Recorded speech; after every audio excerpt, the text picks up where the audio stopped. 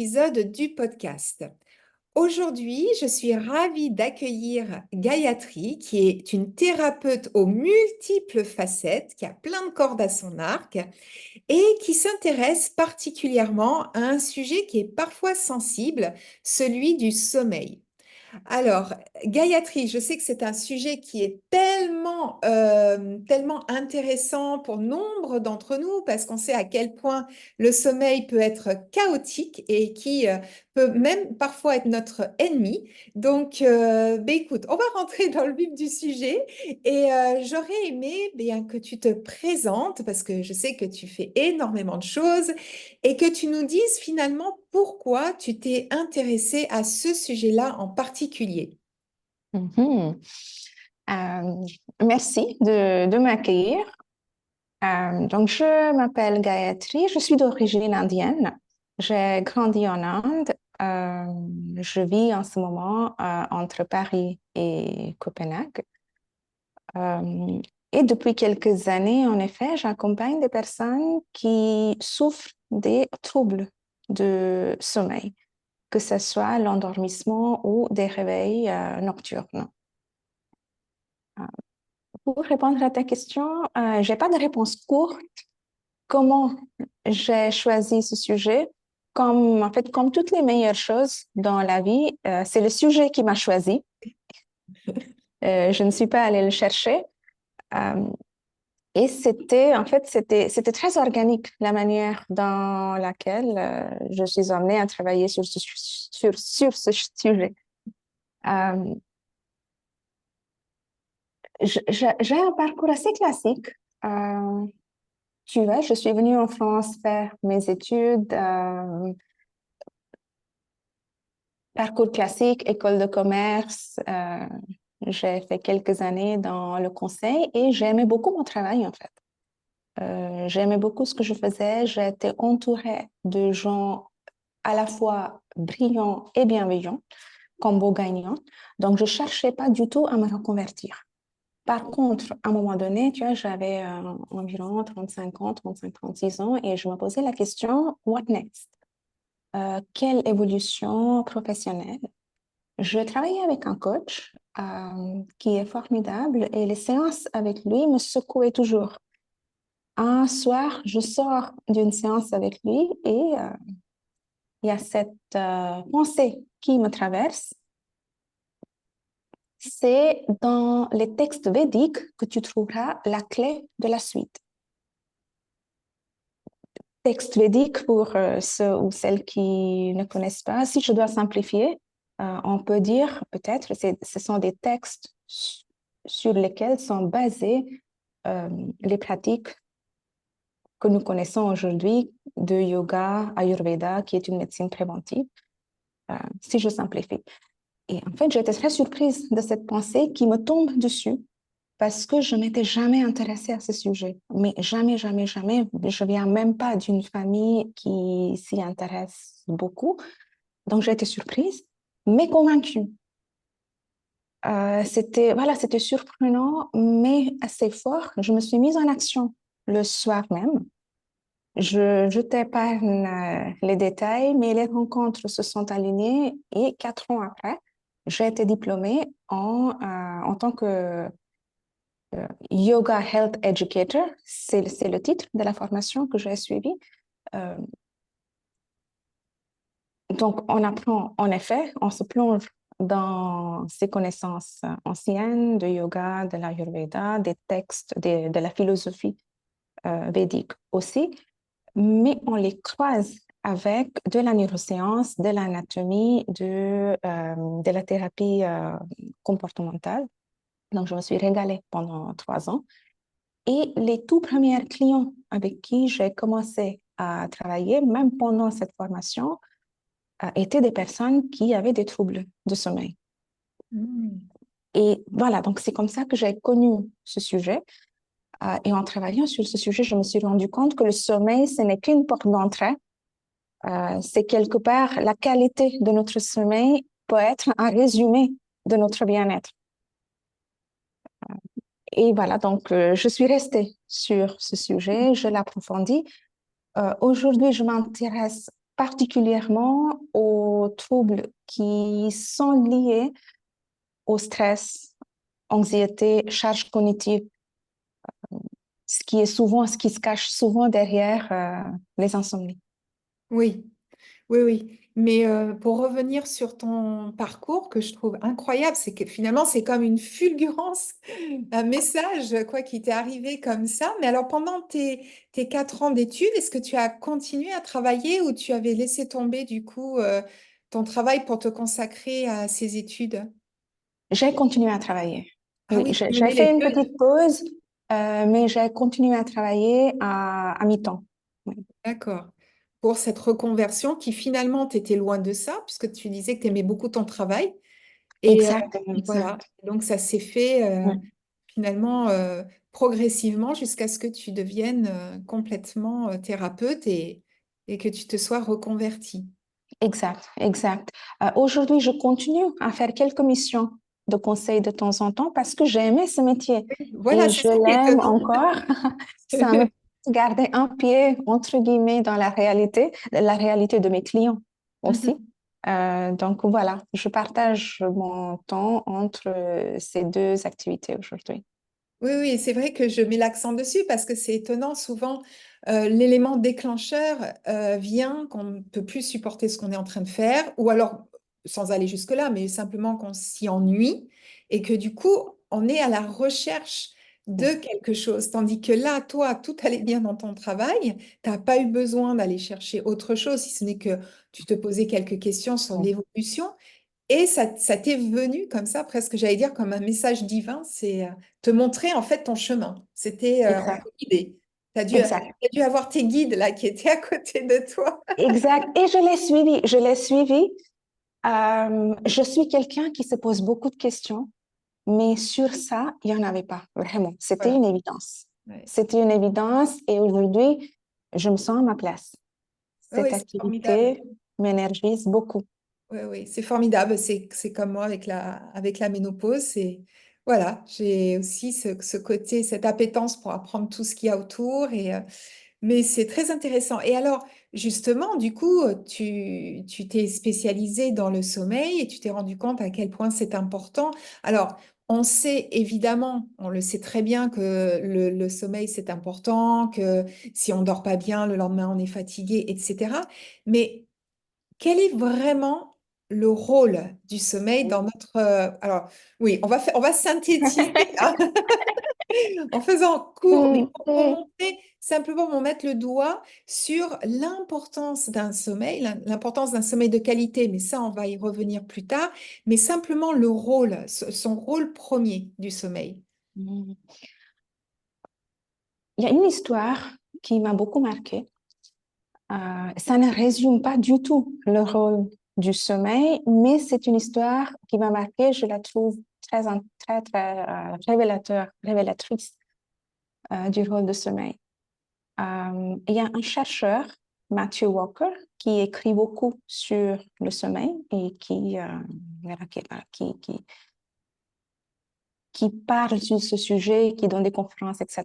Donc, dans un de ses livres, il raconte cette histoire. Il venait de écrire et présenter un papier. À la fin de sa présentation, à la fin de cette conférence, il y a un monsieur qui est venu vers lui. Et ce monsieur lui dit, écoutez, je suis musicien, je suis pianiste, et il m'arrive quelque chose beaucoup trop souvent pour que ça soit un simple hasard. Qu'est-ce qui vous arrive? J'apprends souvent des nouveaux morceaux et j'ai remarqué que quand j'apprends un nouveau morceau pendant la journée, tard le soir, j'y arrive pas, je fais la même faute au même endroit. J'arrive pas. Je peux passer des heures quand je suis en train d'apprendre et parfois je suis frustrée, j'abandonne, je laisse tomber l'affaire et je dors. Le lendemain matin, j'y arrive. I can play. Hmm. Je ne sais pas ce qui se passe, mais c'est très récurrent. Si je me permets une nuit de sommeil entre cet apprentissage d'un nouveau morceau que je n'ai pas tout à fait maîtrisé Euh, le lendemain, après une nuit de sommeil, j'y arrive. C'est comme si mon corps avait intégré quelque chose pendant le sommeil. Ça a beaucoup interpellé le chercheur qui a lancé, en fait, qui a consacré les 3, 4 années suivantes, années qui ont suivi à ce sujet. Et au bout de quelques années, il a constaté qu'en effet, pendant le sommeil, le cerveau et le corps intègrent les nouveaux apprentissages. Donc, quelque part, ce monsieur, ce musicien, il avait reçu des nouvelles informations, des nouvelles compétences motrices, mais c'est pendant le sommeil que son inconscient les a vraiment intégrées. Et cette histoire m'a marquée, je l'ai trouvée très puissante. C'est vrai, c'est vrai, non seulement en ce qui concerne les apprentissages motrices, mais aussi des informations théoriques. Par exemple, là, nous sommes en train de parler, euh, tu es en train de recevoir des informations, certaines peut-être, j'espère, nouvelles pour toi. C'est cette nuit, pendant le sommeil, que le cerveau fait ce travail de passage en revue des infos reçues, rétention et intégration de ces informations dans le tissu de l'inconscient, Mhm. le tissu de notre conscience, j'ai envie de dire. Voilà. C'est pour Donc, ça que parfois, quand on doit passer des examens, on dit arrête de réviser, tu ferais mieux d'aller te coucher. Et il y a des étudiants qui vont réviser jusqu'à 2, 3 heures du matin, mais non, ça, je ne sais pas bien encore, etc. Et en fait, voilà, le conseil serait plutôt révise, relis bien dans la journée, fais une bonne nuit de sommeil et ça ira beaucoup mieux. exact, exact, exact. On a peut-être tendance à sous-estimer ce travail de passage en revue et rétention, intégration des informations. On n'en parle pas assez. On n'en parle pas assez. On En parle tout que cas, du physique. On parle que du physique. exact, exact. Et bien sûr, il y a des bienfaits physiques du sommeil. Le corps se régénère pendant le sommeil nous récupérant de la fatigue, euh, nous récupérons l'énergie perdue ou dépensée pendant la journée, mais nous récupérons aussi des traumatismes physiques et psychiques pendant le sommeil. Hmm. Et alors, on parle de différentes phases du sommeil. Enfin, souvent, on parle de 3 phases. Est-ce que les 3 phases sont aussi importantes les unes que les autres? D'accord. Qu'est-ce que tu mets derrière les trois? Euh, Tu sais, on dit qu'il y a la Lequel? phase d'endormissement, il y a la phase ensuite de sommeil profond, et puis il y a cette troisième phase qui est un petit peu entre deux, entre un sommeil-éveil, enfin un sommeil extrêmement léger. Est-ce que Hmm. du coup, bon, je suppose qu'évidemment ces 3 phases sont importantes, mais est-ce qu'elles sont toutes les trois aussi importantes? C'est-à-dire que par exemple, est-ce que si je m'endors mais que je me réveille très très vite, que je reste un long moment réveillée, qu'après je me rendors, je me plonge dans un sommeil profond, est-ce que ça aura les mêmes bienfaits que si j'ai un sommeil avec voilà, ces 3 phases, on va dire, plus équilibrées? En quoi ça Hmm. joue, en fait, ces 3 phases? OK. En fait, moi, je parle en termes de deux phases. D'abord, D'accord. le sommeil long et le sommeil paradoxal. Le sommeil long, il y a des sous-phases du sommeil long. L'endormissement dont tu parles, l'endormissement, sommeil léger et le sommeil profond. Euh, et ensuite, le sommeil paradoxal. Donc, un cycle de sommeil qui dure 1h30 environ comprend ces phases. Mhm. Sommeil léger, sommeil profond et le sommeil paradoxal. Nous alternons entre ces phases toute la nuit.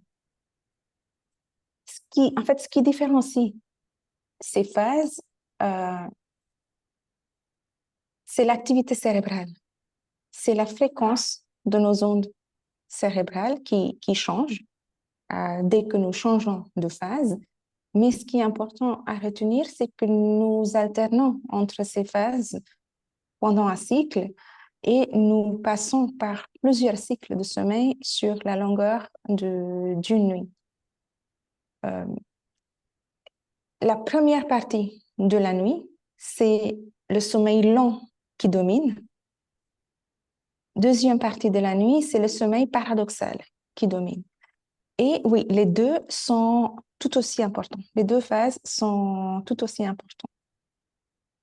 Tout simplement, pour reprendre l'exemple et l'histoire du cerveau et les informations, pendant le sommeil long et le sommeil profond, le cerveau fait ce travail de rétention des informations. Nous ne retenons pas tout.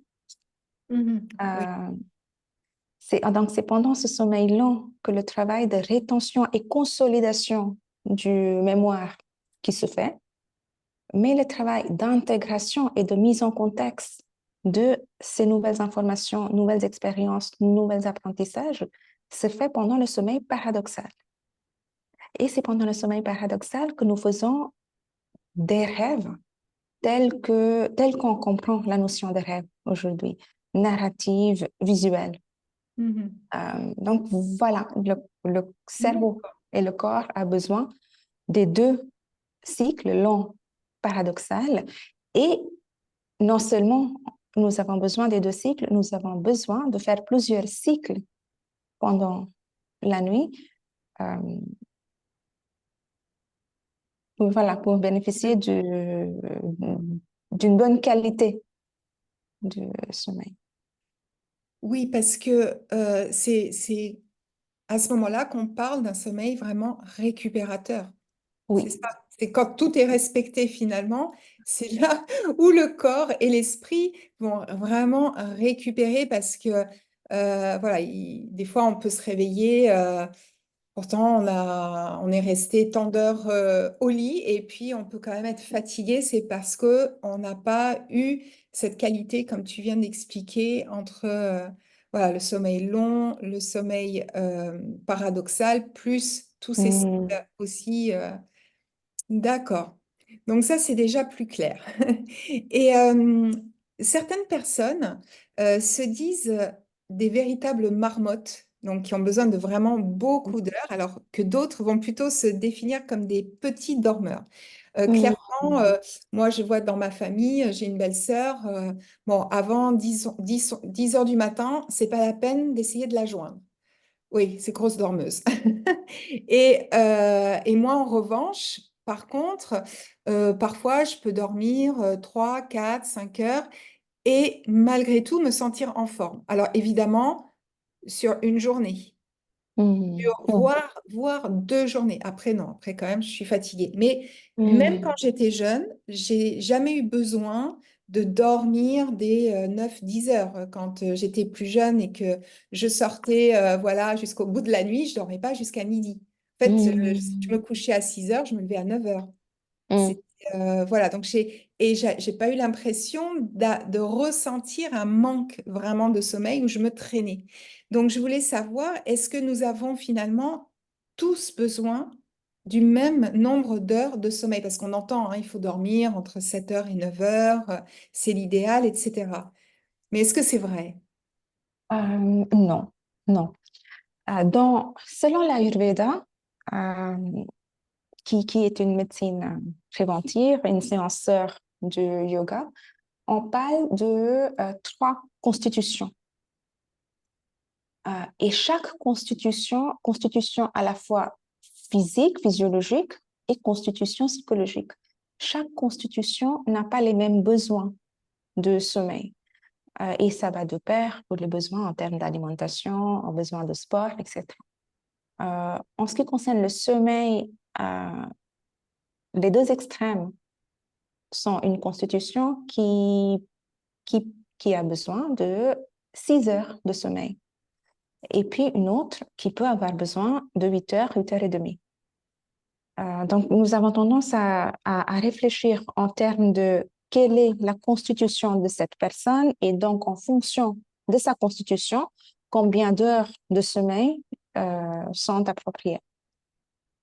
Par ailleurs, les besoins en termes de sommeil et la constitution même évoluent avec l'âge.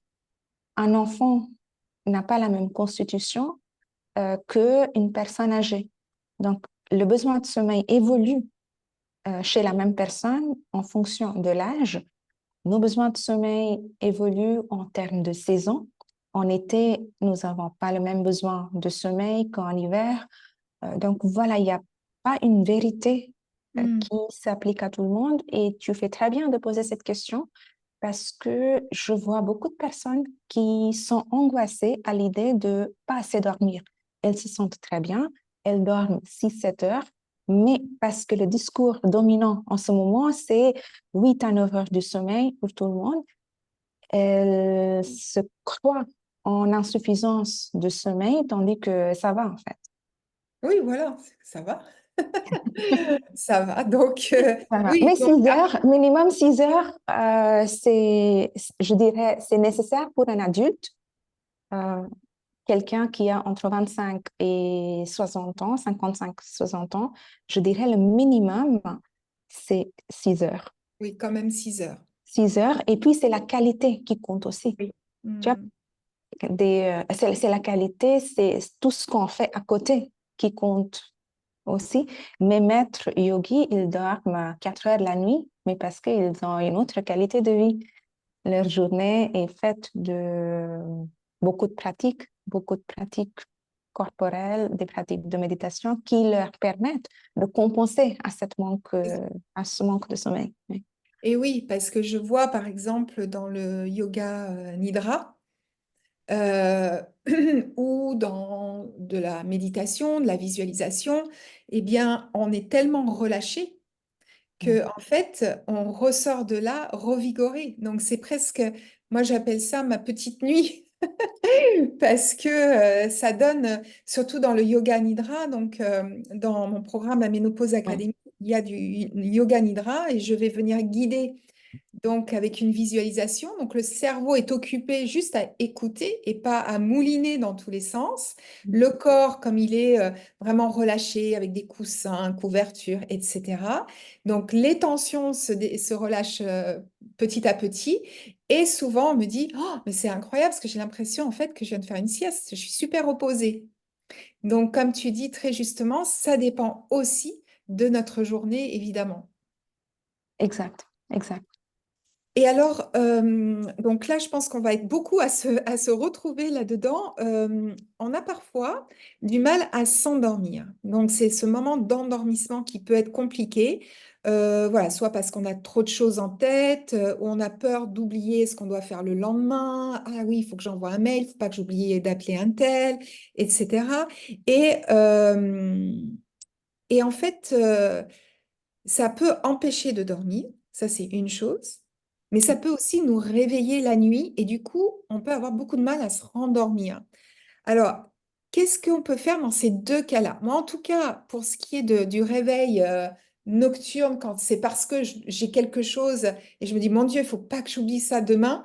Moi, maintenant, j'ai mon petit carnet, j'ai mon stylo et j'écris comme ça, je suis déchargée. En fait, c'est comme si je déchargeais, voilà, mon inquiétude sur le papier et ça va beaucoup mieux. Mais bon, il y a peut-être d'autres astuces que tu peux nous délivrer.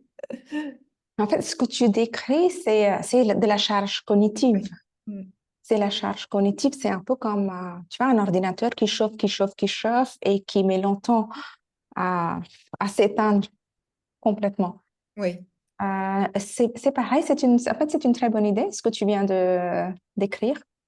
En fait, dans ces cas-là, ce dont nous avons besoin, c'est justement les moments pour digérer, pour passer en revue et digérer la journée. Parce que très souvent, nous n'avons même pas conscience de ce qui nous pèse, ce qui nous préoccupe, ce qui nous stresse. Donc, juste se permettre, rien que 20 minutes en silence tous les jours, ça peut être un très bon début. Mais euh, que ce soit des petits stress du quotidien ou de la charge cognitive, ça met, en fait, si ça dure, en fait, ça met le cerveau et le système nerveux dans un état d'hypervigilance. Et donc, c'est important d'intégrer dans notre quotidien des pratiques qui nous permettent de quitter cet état d'hypervigilance, comme des mouvements en conscience, de la respiration, de la méditation, le yoga nidra, l'écriture, une balade silencieuse à l'extérieur, sans téléphone. Voilà, C'est ce qu'on quelques... ne sait plus faire finalement. On est tellement hyper sollicité que Exact. voilà, on est tout le temps avec voilà, tout le temps avec l'ordinateur. On a toujours peur de rater une information. On est connecté aux réseaux sociaux. Même quand on va se balader, parfois on prend le téléphone, on écoute un podcast. Et donc, ces moments-là de silence, finalement, c'est aussi pour moi parfois une fuite de pas se retrouver seul avec soi-même. Et ça, c'est quelque chose bah, justement que je vais venir lier à ma question d'après, qui est au sujet de la ménopause. Alors là, pour ce qui est d'une charge cognitive, une charge mentale, euh, voilà, on est en plein dedans parce que bah, ça arrive à cette périménopause, cette préménopause arrive à un moment où la femme a tellement de choses à gérer en même temps, plus Mm. voilà, ces bouleversements hormonaux qu'on ne peut pas contrôler. Et, Mm. et du coup, ça se rajoute au reste. Et du coup, c'est vrai que c'est compliqué à gérer et c'est quelque chose, en tout cas moi, que les femmes me disent souvent. De toute façon, depuis la préménopause, je dors très mal, j'ai plein de symptômes, j'arrive pas à dormir. Donc, euh, donc ça va évidemment engendrer le lendemain de la fatigue physique, de la fatigue nerveuse et ça fait boule de neige parce que ça va accroître l'intensité, la fréquence des symptômes. Et puis mentalement, hein, on n'est pas vraiment, on va dire, au top de l'optimisme. Donc, ça va venir aussi un petit peu égratigner la confiance en soi, etc.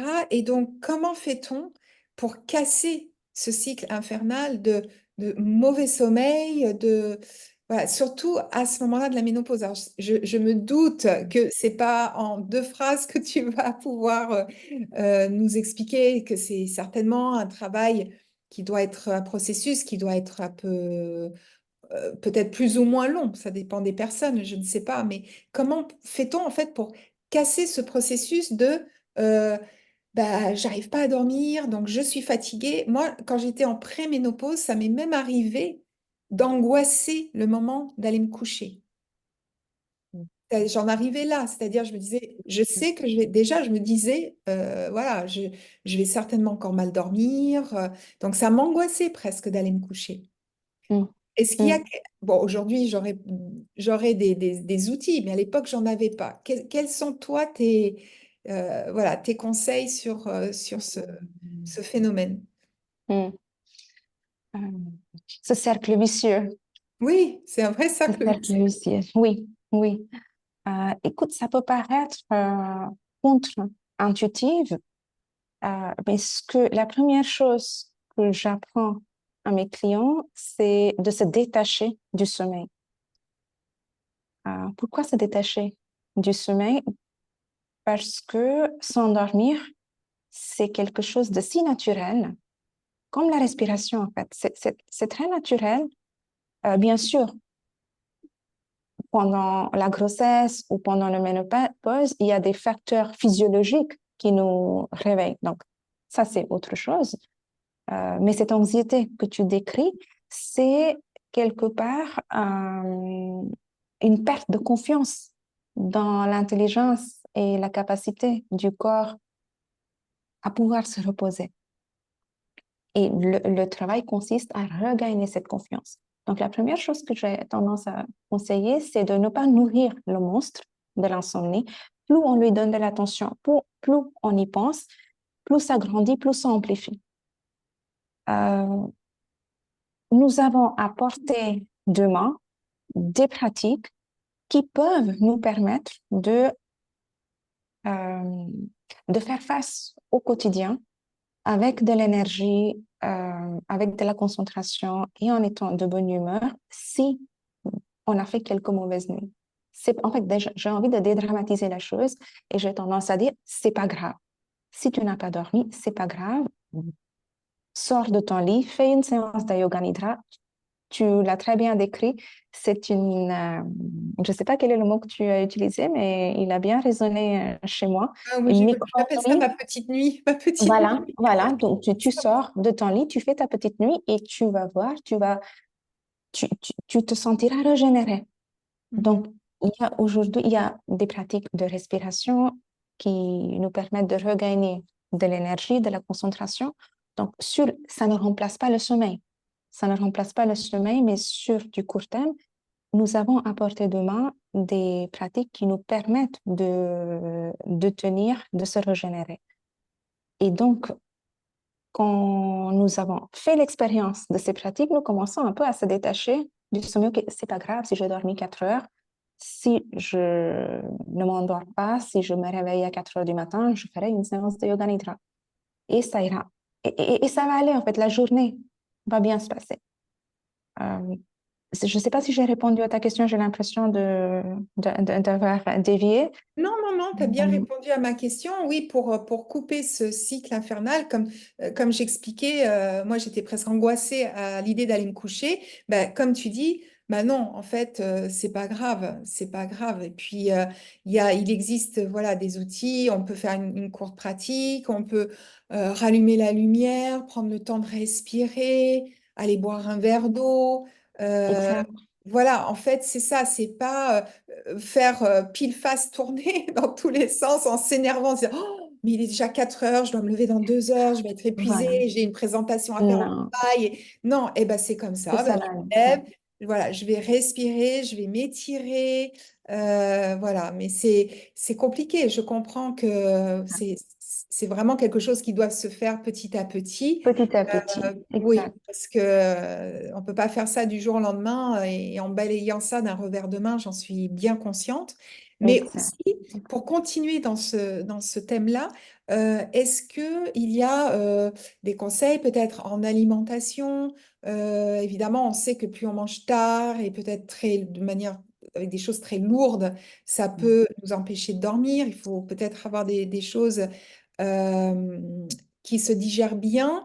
Mais là aussi, alors là, j'aimerais avoir ton avis en tant qu'experte en Ayurveda. Moi, je vois, par exemple, on entend hein, souvent dire, bah, le soir, soit vous mangez pas pour faire un jeûne, soit vous mangez pas, soit vous mangez des crudités, et puis voilà. Bon, là, je pense que tu vas nous dire aussi que ça dépend de nos constitutions. Moi, je sais que si je mange que des crudités, je vais ballonner. Bon, moi, je suis Vata, donc j'ai beaucoup d'air. Ça va m'empêcher de dormir.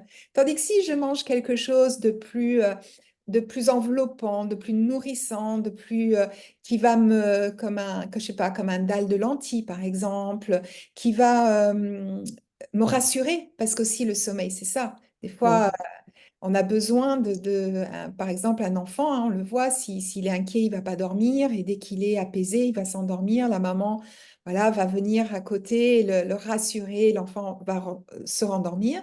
Quand on est plus âgé, c'est plus compliqué. Mais il me semble que l'alimentation, et là aussi, suivant chaque personne et pas quelque chose forcément de général, peut aider, comme certaines plantes. Qu'est-ce que tu en penses? En fait, quand l'alimentation, c'est un sujet très compliqué, je trouve. Et tu as raison, chaque constitution doit suivre un rythme et des consignes différentes. Toi, tu es Vata, il te faut 4 mini-repas pendant la journée. Quelqu'un qui a une autre constitution, l'opposé de toi, peut très bien se contenter de sauter un repas, notamment le dîner. Mais en fait, dans mon expérience aujourd'hui, il y a beaucoup d'informations sur ces sujets qui sont accessibles facilement sur l'Internet et c'est très bien. Mais ce dont on ne parle pas assez, c'est l'alimentation et le rythme circadien. C'est-à-dire, nous nous focalisons beaucoup sur ce que je dois manger, mais pas assez sur quand et comment. Donc, c'est vrai, pour mieux dormir, il faut un dîner léger, il faut dîner tôt. Euh, mais ce que moi, j'essaie d'installer chez des personnes avec qui je travaille, c'est une sensibilité vis-à-vis de leur propre métabolisme. Mais faites attention à votre corps, faites attention à avez-vous faim avant chaque repas? Euh, Comment vous vous sentez environ une heure et demie après le repas? Êtes-vous énergisé? Êtes-vous fatigué? Est-ce que vous avez une fatigue digestive? Et ajuster l'alimentation en fonction de vos propres expériences et vos propres ressentis. Ce que dit l'Ayurveda, qui va un peu à l'encontre de ce que nous pratiquons aujourd'hui dans notre civilisation. Selon l'Ayurveda, le taux de métabolisme est le plus élevé vers midi. Donc, le repas le plus solide de la journée, ça doit être le déjeuner. Et nous, en fait, dans le monde, je ne sais pas si c'est pareil en France, mais dans le monde anglophone, il y a une expression Eat breakfast like a king, Mm.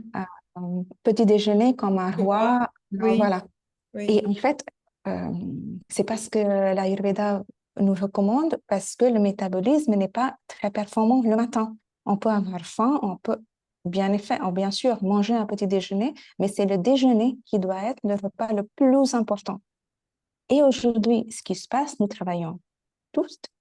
Donc, le repas qui est le plus important pour tout le monde, c'est le dîner.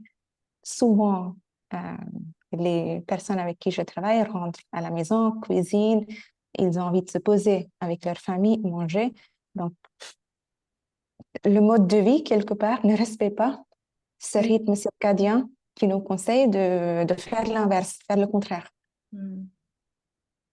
Oui, oui. Et puis il y a beaucoup de femmes qui travaillent, qui mangent le déjeuner, comme on dit, sur le pouce, Devant qui l'ordinateur, exact, et exact. Tout mangent ça, c'est très oui, vite, un sandwich en allant faire les courses pour gagner du temps le soir. Donc, c'est vrai qu'on a un mode de vie qui ne respecte pas finalement nos fonctions premières, quoi. Donc, c'est compliqué. Alors, c'est pour ça qu'il faut arriver à naviguer entre tout ça, faire du mieux qu'on peut, mais, euh, exact. mais se Et connaître c'est assez aussi. facile. Pardon. Pardon, non, non, vas-y, vas-y. Et c'est assez facile en fait. C'est assez facile. C'est facile de faire une pause, vraie pause déjeuner, rien que pour 15 minutes. Euh,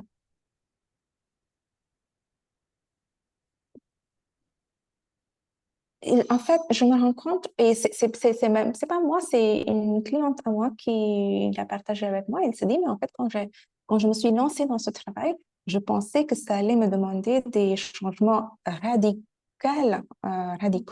en termes de mode de vie, mais pas du tout, en fait. J'y arrive, il faut juste penser. Il y a des petits ajustements à faire. Il faut parfois simplement se poser la question quand je suis au resto avec des amis le soir ou au resto avec les collègues le midi, qu'est-ce que je commande?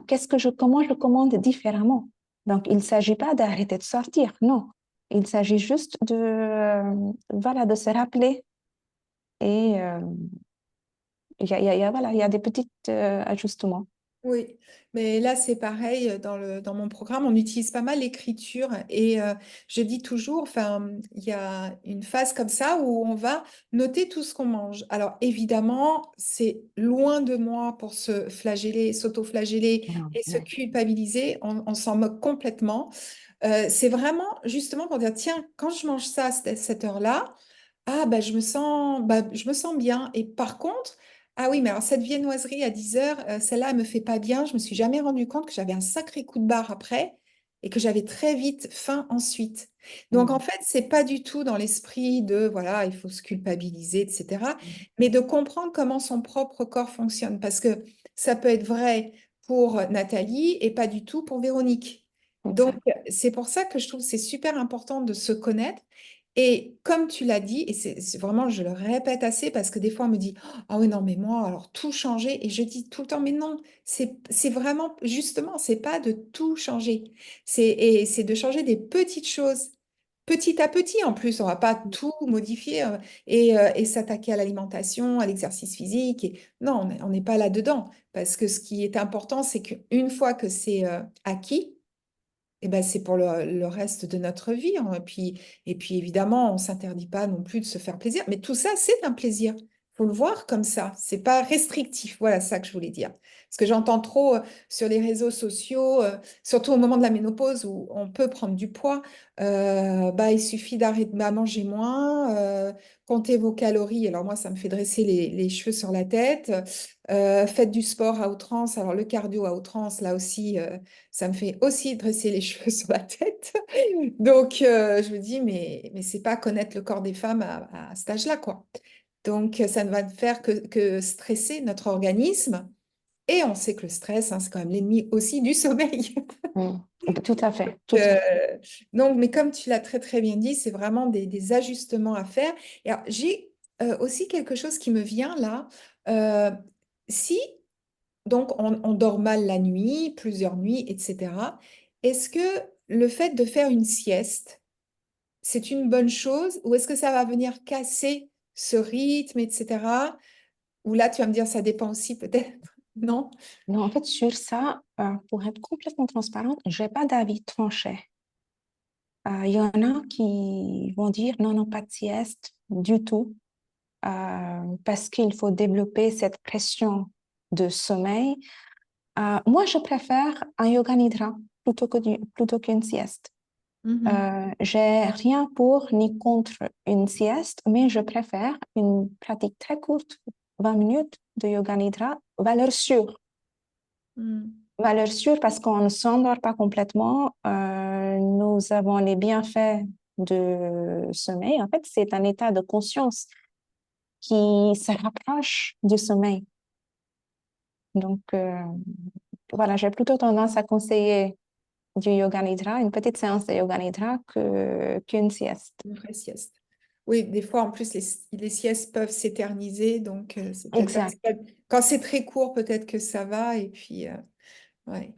Et alors, du coup, Gayatri, donc toi, tu as un accompagnement, justement. Est-ce que tu peux nous en dire deux mots? Sur l'accompagnement, oui, c'est un accompagnement qui dure environ 2 mois. Et il s'agit de... Pourquoi 2 mois? Parce que ça prend du temps d'introduire, d'installer des nouvelles habitudes. Et il faut surtout pas être livré à nous-mêmes pendant ce travail, pendant ce temps. Donc, je me positionne plutôt comme un allié dans ce processus, plus que thérapeute. J'apporte des outils, je laisse la personne les expérimenter et je suis là pour les aider à les intégrer dans le quotidien. Euh, Qu'est-ce que je peux en dire de plus? L'accompagnement est personnalisé à chacun, à la constitution de chacun, mais aussi contexte de chacun. Euh, Quelqu'un qui travaille de la maison n'a pas le même rythme de quelqu'un qui est sans cesse en déplacement. Donc, la personnalisation se joue beaucoup sur le mode de vie de la personne. Euh, Comme ce qui est commun à toutes ces personnes qui travaillent avec moi, c'est le facteur stress. Stress latent, hein. Parfois, on peut ne pas être conscient du stress et c'est très souvent le cas. Donc, comme le facteur stress est assez commun, stress-anxiété est assez commun, nous faisons beaucoup de travail sur la libération de ce stress, gestion d'anxiété. Il s'agit d'aider le cerveau à quitter cet état d'hypervigilance et pouvoir se reposer. Nous travaillons aussi sur l'alimentation et sur le mode de vie, rythme circadien, aligner son mode de vie euh, pour aller dans le sens de son rythme circadien et pas travailler dans le sens Inverse, oui. inverse. D'accord. Inverse. Voilà. De toute façon, Euh, je mettrai bien sûr dans les notes de l'épisode tout ce qu'il faut pour te retrouver. Bien sûr, bien sûr. Et l'idée est de s'amuser, de prendre plaisir, pardon, dans cet accompagnement, dans ce processus, parce que nous travaillons avant tout sur la qualité de vie. Il y a cette pensée que meilleure qualité de sommeil égale meilleure qualité de vie, mais c'est une relation bilatérale. La qualité de vie définit aussi la qualité, influence la qualité du sommeil. Donc, de toute façon, nous faisons un travail sur la qualité de vie et le sommeil voilà, va se réguler sur du long terme. D'accord. Bon, bah, écoute, voilà, c'est très intéressant et pour ramener, oui, à un sommeil, on va dire, apaisé. Hmm. Ça, Sommeil. voilà, un sommeil apaisé. Et alors, je termine toujours par cette question. Donc, si tu veux bien, évidemment, partager avec nous si tu as un rituel bien-être ou un rituel beauté. Voilà, on est toujours curieuse de connaître ces petits rituels des invités. Oh, bien sûr, j'en ai deux. Je peux partager Ah deux. ouais, Il y a deux qui viennent à l'esprit. Il est difficile de faire un choix. On a parlé d'Ayurveda tout à l'heure. Donc, les massages ayurvédiques sont très puissants, mais on ne peut pas se permettre un massage du corps à l'huile à 4 mains toutes les semaines. Euh, Massage de pieds, un automassage des pieds avant de dormir peut être très puissant. C'est en fait, il y a des terminaisons nerveuses dans les pieds et d'appuyer sur les pieds et sans être très méticuleuse. L'intuition est très bien faite et là où on a envie de toucher, appuyer, c'est pas pour rien, c'est pour une bonne raison. Euh, donc, en fait, il y a des parties du pied qui sont liées aux Mhm. autres, aux parties du corps, mais voilà, pas besoin de rentrer dedans. Un massage de pied tous les soirs avant de dormir et avec rien qu'une crème de nuit, ça marche très bien. Donc, ça, j'aime beaucoup. Euh, c'est, c'est mon rituel de détente le soir, un massage de pied.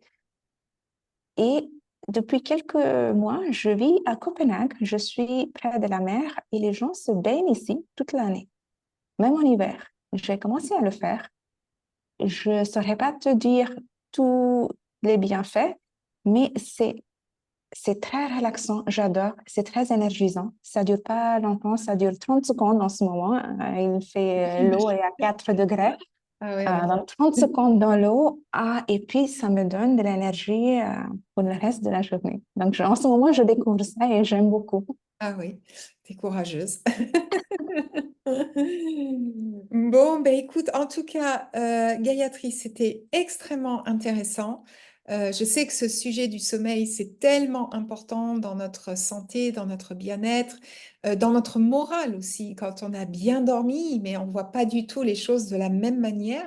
Parfois, la situation, enfin bien souvent d'ailleurs, la situation est exactement la même que la veille, mais on voit les choses tout à fait sous un autre angle. Et donc, d'où l'importance du bien dormir. Donc, écoute, je te remercie beaucoup pour tous ces renseignements, tous ces conseils.